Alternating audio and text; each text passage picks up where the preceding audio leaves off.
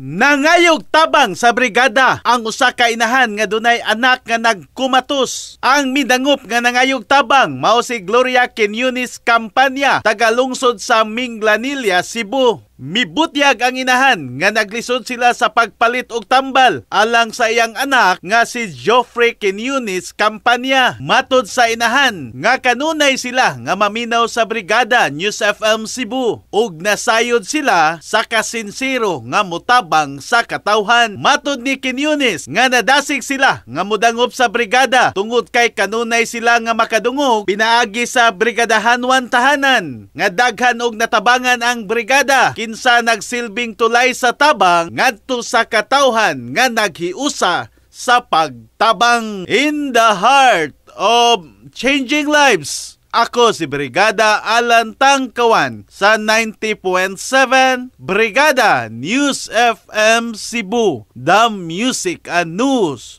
Authority.